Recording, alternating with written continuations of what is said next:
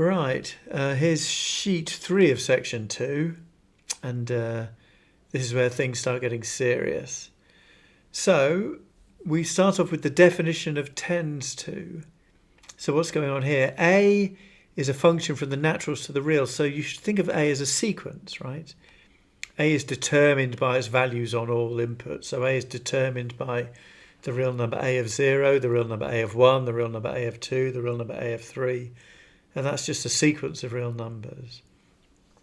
So A is a sequence of real numbers, T is a real number, and this definition of tends to AT means that the sequence AN tends to T. I've just written out the definition in full. For all epsilon bigger than 0, there exists a natural number B such that for all n, if n is at least B, then the distance between AN and minus T is less than epsilon.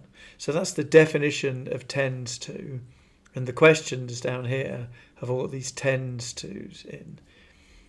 But we've made a new definition, and so we need to make a little API for this definition.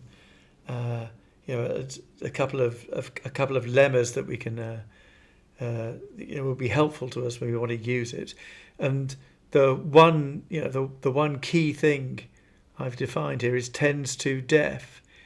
Tends to def says that the sequence AN tends to T if and only if exactly the definition for all epsilon, for all positive epsilon, there exists a B such that for all n blah blah blah blah blah. I've just rewritten the definition of what it means for a sequence to tend to a limit, and because I mean these sides aren't syntactically equal, but they are definitionally equal, and so REFL proves this theorem. So that's quite nice. Look, you can't actually see that the theorem is proved because if you put a comma after REFL, you can see there. And that's quite so. Tends to def is a rather handy thing to have because we can rewrite these things. Look, so let me prove tends to 37. I don't know why that constant's there. Let's get rid of that.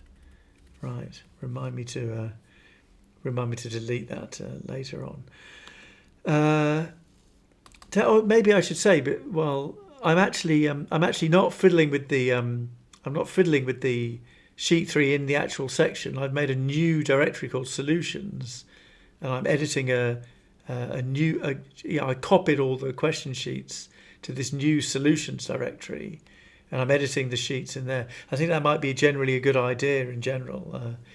If you're doing the course sort of in real time as the notes are appearing, and as the repository is growing, you might find that a good way of avoiding Git conflicts is by copying all of the sheets over to a new directory. You call the directory My Solutions or something. Anyway, let's get on. What is this this function lambda n 37? This is the function that sends n to 37. So it corresponds to the constant sequence 37, 37, 37, ... And the claim is that the constant sequence with value 37 tends to 37. And of course, you might kind of say, well, that's sort of obvious. But what we've actually got to do is we've got to prove it from the definition. So let's start by rewriting tends to def. This is the reason I defined tends to def, because now you can see what's happened here is now we've got a maths problem. Now we've got to prove that for all epsilon greater than 0 there exists a B such that for all n, if n is at least B, then 37 minus 37 is less than epsilon. So let's let epsilon be bigger than 0. So intros epsilon and h epsilon. And now we've got to prove that there exists some bound such that for all n bigger than that bound, this number here, which is clearly 0 is less than epsilon. So it clearly doesn't matter what bound we use, right? Sometimes these bounds, normally these bounds are very important because this sequence has already got to the limit. It doesn't matter which bound we use at all, so we could just use 100. And now we've got to prove that if n is at least 100, then 0 is less than epsilon. And you see, we know that 0 is less than epsilon because it's exactly the hypothesis we've got. So intros nhn. And now I've got to prove that 37 minus 37 is less than epsilon. So how am I going to deal with 37 minus 37? Well, that's the sort of thing that normnum deals with.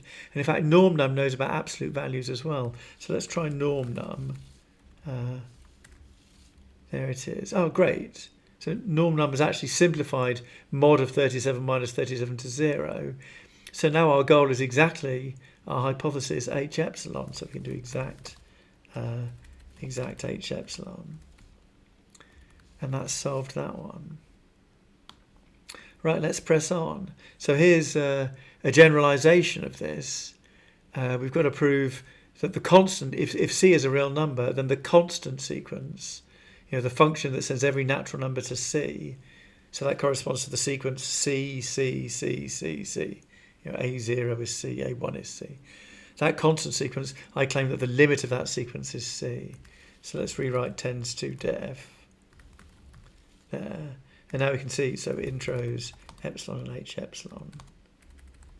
It might be worth saying, because the proof of tends to def was REFL, intros works up to definitional equality, and so that means that we probably don't need to do that. So let me just remove that line. There we go. And again, now we've got this is a bit of a mess. Can I simplify this? Yeah, great. Let me not jump the gun. Let's do dsim. There we go. Dsim. That we had a lambda. This is a function, lambda n c, the constant function that tends every natural number to c, and then we're evaluating the function at n. And if you use dsim, then it replaces lambda n comma c n with the value of that function when we evaluate it at n, which is of course c. So dsimp only does it as well. Dsimp only is a sort of a very timid tactic. It does as little messing around as possible. It just does some very minor simplifications. And again, you can see that sort of c minus c is going to be 0, and the absolute value of 0 is 0. So we're going to have to prove that 0 is less than epsilon. And we can see here that epsilon is bigger than 0. Oh, that's interesting. When we rewrite tends to def, we get 0 less than epsilon. And here we get epsilon bigger than 0. Just out of interest, I'll show you that epsilon bigger than 0 and 0 less than epsilon, they're definitionally equal. So I can actually do change 0 less than epsilon at h epsilon. There, that would the change tactic will happily change something to something else definitionally equal. So we're going to, so all this is just silly noise again. It doesn't matter what the bound is, so we can just use 37. And then let's assume that n is at least 37. And now I've got to prove that c minus c is less than epsilon. So c minus c, the ring tactic, should deal with that, although it will complain, ring normal form tactic. And now the norm num tactic will deal with the absolute value of 0 there. And now you can see that we've reduced it to a hypothesis, so exact h epsilon. There we go. A bit later on, I'll be talking to you about the simplifier, and I don't know if you spotted it, but in fact, we can make this proof. Shorter. We don't need to use that either because that was definitional. There we go. In fact, we could make this proof shorter. Instead of we could use the simplifier. I'll talk to you about the simplifier later. You can see using the simplifier, we get straight to 0 less than epsilon. We don't need to faff around with ring nf and norm num. But anyway. Right, so here's an interesting one. Hint, make sure you know the maths proof. So let's rewrite tends to def. But now I want to unfold the tends to at h as well. So at h and there. I want to rewrite tends to def at h and at the goal. So now there we go. So our hypothesis is that for all positive epsilon there exists a b, such that for all n, if n is at least b, then an minus t is less than epsilon. And the goal is nearly the same, except it's not exactly the same. We've got to prove that an plus c minus t plus c is less than epsilon. And I guess if you think about it, an plus c minus t plus c, this simplifies, right? Because there's an add c and there's a subtract c. So this simplifies to an minus t is less than epsilon, which is kind of nice. So basically, I think that the goal and the hypotheses are kind of the same, except they're not exactly the same. because I've got this stupid, this an plus c is kind of annoying. Let me see if the ring tactic, what happens if I do the ring? Oh, there we go, that's good, isn't it? Yeah. Ring NF. There we go. If I use the ring tactic, it sorts out those minus c's. It's turned it into an minus t. So now I think the goal and the hypotheses are exactly the same. So I should be able to do exact h. There we go, goals accomplished. And now what about this one? This one says the equally obvious fact that if A is a sequence and if AN is a sequence and AN tends to T, then minus AN tends to minus T. And okay, so let's rewrite tends to def at H and at the goal. And it's not called H, it's called HA at the goal. And now you can see that now these aren't quite the same, right? Ring NF. Yeah. The hypothesis says that for all epsilon there exists a B such that for all n at least B, an minus t is less than epsilon. And the goal says for all epsilon bigger than 0 there exists a B such that for all n at least B, something else is less than epsilon. And that something else is clearly, it's not equal. This is minus an plus t. That's not equal to an minus t. In fact, this thing here is equal to minus an minus t, isn't it? It's equal to t minus an. So that's kind of a shame. So we can start off, I mean, we can sort of plough on and see what's going. We you know, let's go forwards with this a bit. Let's let epsilon be arbitrary and positive. There. Now I've got to prove that there exists a B. Where's this B going to come from? Well, I've got this hypothesis HA that says for all positive epsilon there exists a B. And it's the same B, right? The B that we need here is the same B that works here. So we can specialize A, HA, epsilon, H, epsilon. There. And now this hypothesis HA says that there exists a B such that for all n minus B, some inequality is true. And we want to prove that there exists a B such that for all n at least B, some equivalent but not equal inequality is true. So let's get the B cases HA with BHB there. So now we've got a natural number B such that for all n at least B, some inequality is true. And we're going to use this same B, so let's use B. And now I've got to prove that for all n at least B something, so intros NHN. And now I've got to prove this inequality. And HB, we know that for all n at least B something is true, so we can use specialize HA NHN. And now, it was called, what have I done right? It's called specialize HB, sorry. There. And there we go. And now we've run out of luck. I mean, we can use ring NF at where HB and the goal. But you see, it's never gonna, like, norm num won't work because they're not numerals. Yeah, you see. This is an inequality goal. If you've been reading ahead, you might know about the linearith tactic, and that doesn't work either. So we're kind of stuck now because what we need is we need to know that what we need.